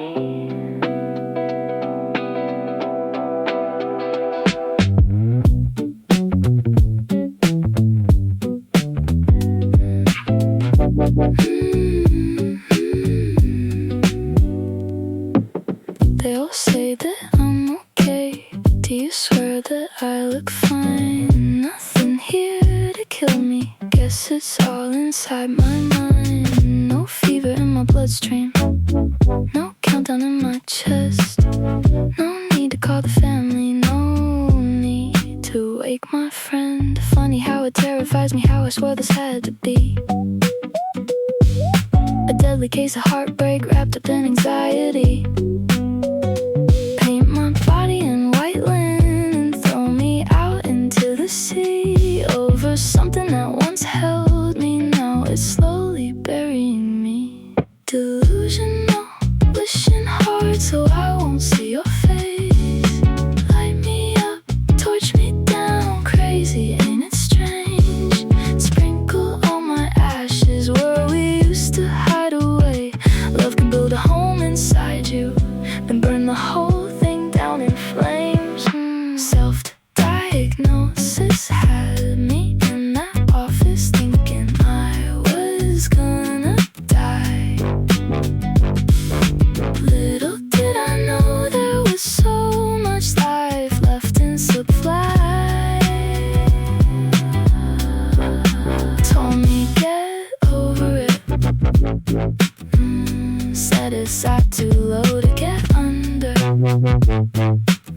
Should I ask for one more diagnosis? God, I have to wonder.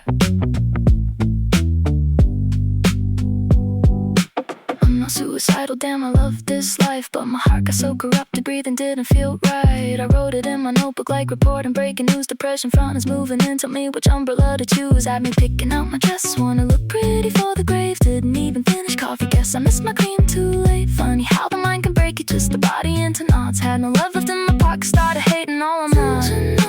Wishing hard so I won't see your face. Light me up, torch me down. Crazy, ain't it strange? Scatter all my pieces in my favorite hiding place. Love can make you feel immortal, then convince you of your fate. Self-diagnosis had me in that office thinking I was gonna die. Little did I know there was so much life left in supply. Told me get over it.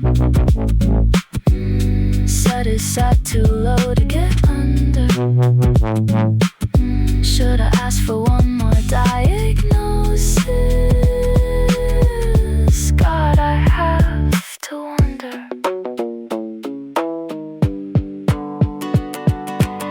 No more words for you. You deflated all my shine. Left a dagger in my backbone, twisted up my spine. No more songs for you.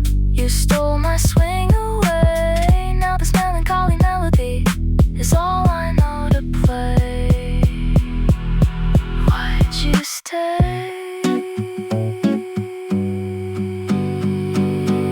Self-diagnosis had me in that office thinking I was gonna die.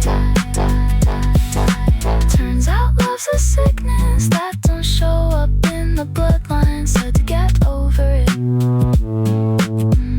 but it keeps pulling me under. Maybe I don't need another diagnosis. Maybe I just need to recover, recover, recover, recover, recover. At the end of all this, after the songs, the sessions, the plugins, the uploads, the marketing plans, the metadata, the copyrights, the pitching, the syncopes, the followers, the silence, the wins and the losses, what you're really left with is story. That's it. The story you tell yourself about why you're doing any of this in the first place. And that story has to be strong. Stronger than rejection. Stronger than obscurity. Stronger than comparison. Because those things are coming, always. That's part of the contract. Nobody gets around it. Not Prince. Not Quincy Jones. Not Teddy Riley. Not Sean Combs. Not Jack Antonoff. Not Billie Eilish. Not anybody. They all had seasons where the world didn't understand their thing yet. That word matters. Yet. Because timing is part of this. And a lot of people quit too early because they confused not now with not ever. That's one of the most dangerous lies a creator can tell themselves, because sometimes the work is right. It's just early. Sometimes the room isn't ready. Sometimes the market hasn't caught up. Sometimes the right ears haven't heard it. That does not mean the thing is worthless. It means the timing hasn't married it. Yet, that's hard to accept. Especially now, because now everything feels immediate. Upload, wait, refresh, nothing. That silence can get loud, and silence tells stories too. Bad. Once, this must not be good. Maybe I'm wasting my time. Maybe I'm not enough. No. Silence is neutral. You assign the meaning. That's the trick. That's the power. That's why the story matters. Because if your internal story says silence equals failure, you will quit. But if your story says silence equals incubation, you keep building. Same reality, different interpretation, different outcome. That's the game. Artists live and die by those stories. That's why mythology matters. Not fake mythology. Personal mythology. The private belief system you build around your work, the reason you keep moving. Because let's be honest, ... logic alone does not sustain creativity. If it did, most people would stop. The numbers don't always make sense. The time investment definitely doesn't make sense. The emotional cost almost never makes sense. And yet, ... you keep going. Why? Because somewhere inside your story, you believe this matters. Maybe you can't prove it. Maybe you can't explain it. Maybe nobody around you fully understands it, but you feel it. And sometimes that has to be enough. Every great creator carries a myth. Prince believed he was tapped into something bigger than the industry. Quincy believed he could hear things before they existed. Teddy Riley believed rhythm could evolve. Puffy believed moments could become movements. Finneas believed intimacy could scale. Antonoff believed emotional specificity could become universal. Those were stories, beliefs, internal narratives. And here's what people miss. None of those stories were facts when they started. They became facts because they acted on them long enough. That's huge. You do not start with proof. You start with belief. Proof comes later. That's the order. But modern culture flips that. Now everybody wants proof first. How many streams? How many followers? What placements do you have? What label looked at you? What cosign do you have? That's all external proof. And external proof is seductive, because it feels like safety. But if you need proof to believe in yourself, you're renting confidence. That's dangerous, because rented confidence can be evicted. One flop, one bad release, one dry season, one rejection, gone. That's why internal belief has to be stronger, owned, not borrowed. That's the foundation. And this is where creators separate. Not by skill, not even by talent, by endurance. Who can keep telling themselves the right story long enough to survive? That's the race. That's why catalog builders fascinate me so much. Because a catalog is evidence of sustained belief. Nobody makes 100 songs by accident. Nobody builds 400 songs casually. That's not random. That's worldview. That's somebody saying over and over, this matters. Again, this matters. Again, this matters. Again, even. When nobody clapped. Even when nobody called. Even when nobody offered. That's belief at industrial scale. That's powerful.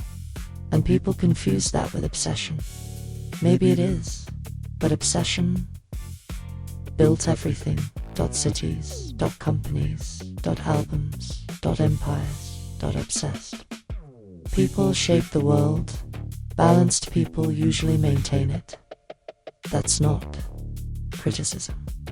That's history. And maybe creativity requires a little imbalancer, little irrationality, a little willingness to believe in something before it exists. That's what makes art possible. That's what makes invention possible. That's what makes legacy possible. And maybe that's the point of this whole episode. Not to tell yourself bigger lies, better ones, healthier ones, more useful ones. Instead of, I'm behind, maybe tell yourself, I'm building. Instead of nobody cares, maybe tell yourself, nobody knows yet. Instead of "this isn't enough," maybe tell yourself, "this is part of it." Instead of "I failed," maybe tell yourself, "I learned." Those aren't delusions. Those are survival tools. And survival matters.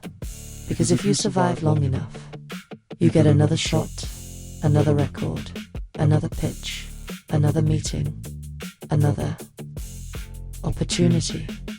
That's the gift of staying in motion. The story keeps changing.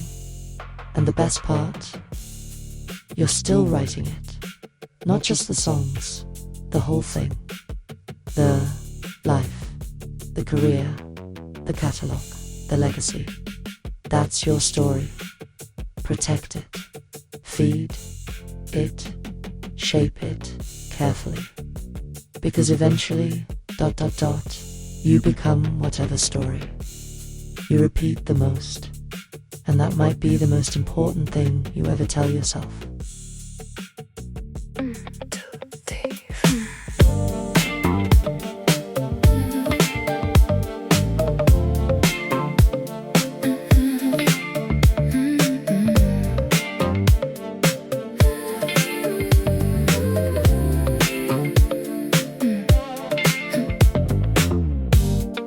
What is there to do on a Wednesday night? Something about it feels just so right. No friends to kick it with, so I think I rock solo. Not trying to impress, but still, I'm fine, you know. Valet took my car, it's a little past 10. The club was packed, but they let me in. It's a new vibe when only you arrive. No one to slow you down, grab a seat, look around. Post it in the corner, back to the wall. Across from the DJ, they was jamming, y'all. Reflective was my perspective.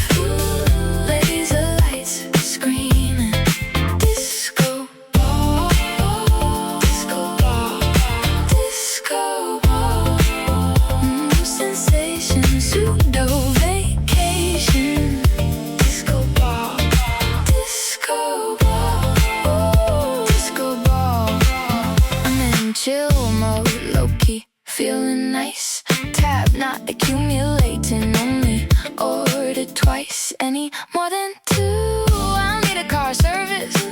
I'm not leaving my ride, my baby don't deserve this. Dancing in my seat, trying not to tear it down. Saw some cute girls I could meet, they asked if I was from around town. Posted in the corner, back to the wall. Across from the DJ, they was jamming, y'all. Reflective was my perspective. Laser lights screaming. Disco ball, disco ball, disco ball. New sensation, pseudo vacation. Disco ball, disco ball.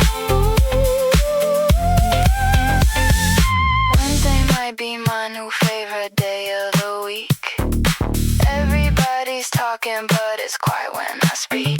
DJ spinning, everything just right. Slipping into something, feeling alright. Can you say alright? Can you say yeah? Got me feeling alright. Can you say alright?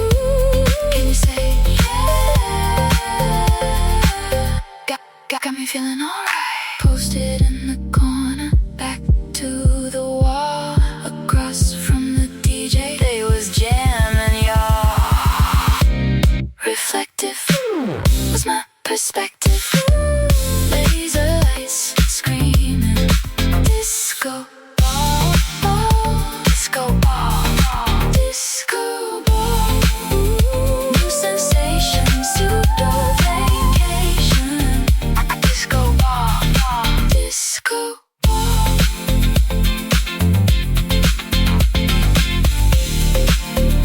Disco ball. Ooh.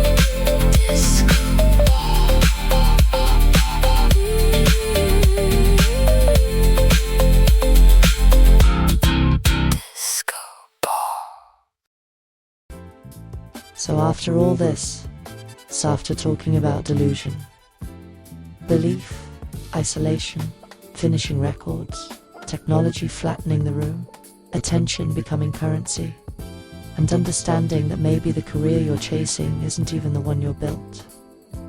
For we end up exactly where we started. In the room, just you and that voice, that roommate in your head, still there, still talking, still doubting, still dreaming, still judging, still hoping, still pushing.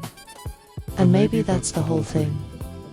Maybe creativity isn't really about talent the way people think it is. Maybe talent is just one ingredient. Maybe creativity is endurance.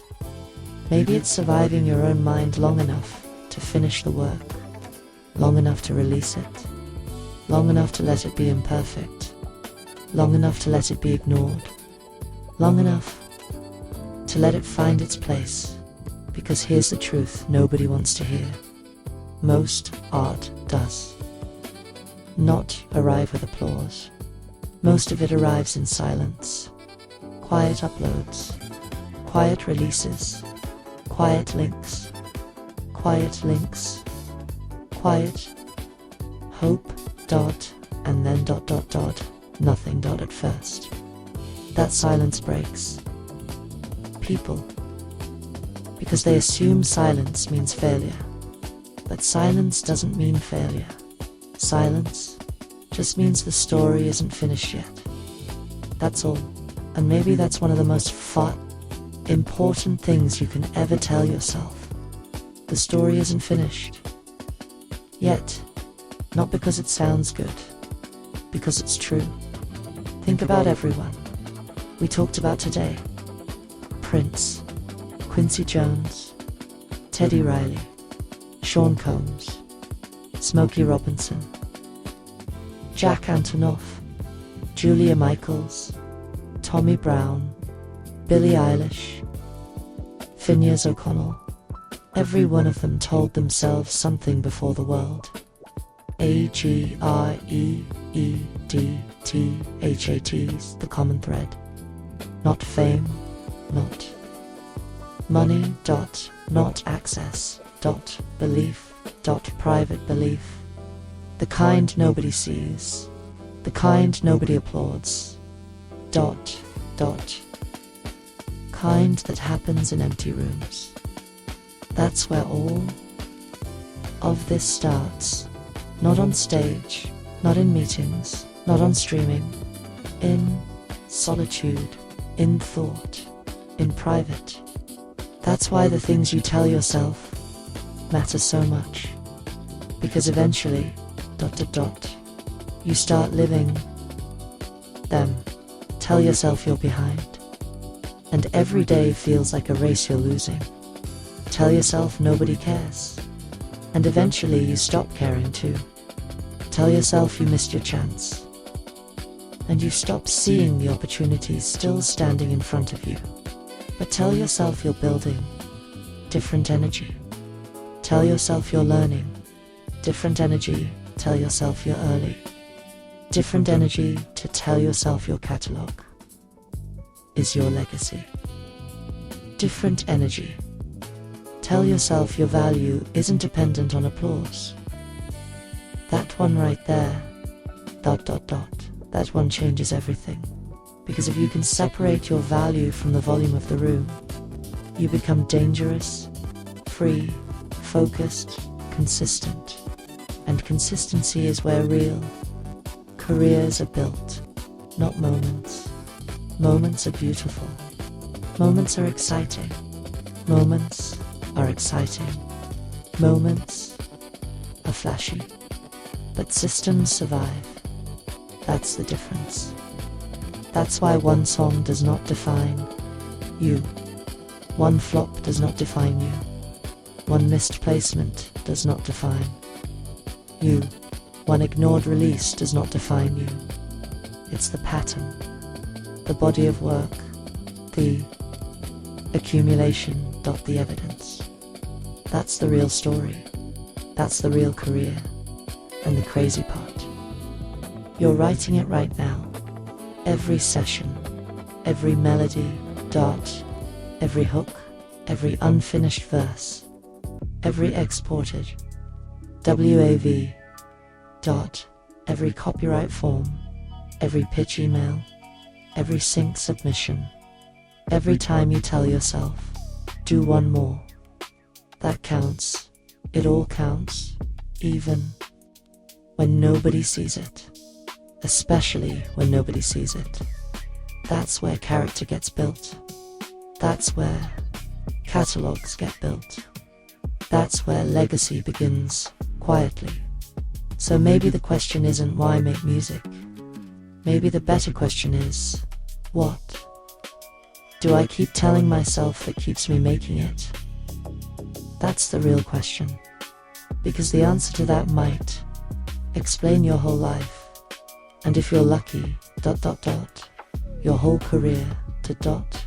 Until next time, dot dot, protect your mind, protect your story. And above all, dot dot, be careful what you tell yourself. Because sooner or later, dot dot dot, you'll believe it. And whatever you believe long enough, dot dot, usually becomes the life you build. This is Willa May. And this has been Why Make Music, dot dot dot. Keep building, dot, peace, and be wild.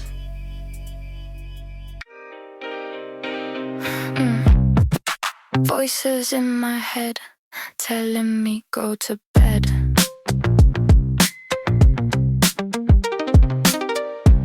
If I listen to what they said, I just might be dead. Not threatened, no, not lost, just led. Not that my life was threatened, not that I didn't know the way. But sometimes you lean into your dreaming, at least that's what people say. Take a journey into your psyche, like knocking at a door, no key. Peel back layers you've been hiding, and maybe you'll see me around the world, double betting on you slipping, losing my spot. So you keep on working, keep on proving you're still burning, still hot, still hot. Don't blink. Ego isn't better than golden brown.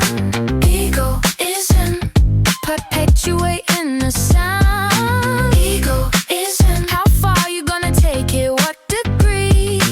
Ego isn't the mirror staring back and it wants to be me. Golden, golden, ego, ego, ego, go, go. Golden, ego, golden, ego, ego, ego, go, go. Golden, golden, ego, ego, ego, go, go. Golden, ego, golden, ego, ego. Now tell me, girl, did you come to dance? Tell the truth, did you come for the chance? Party your night, party your day. Tell me how you love, tell me how you get paid. Never seen nobody with skin like yours. Meet me, shut the windows, lock the doors.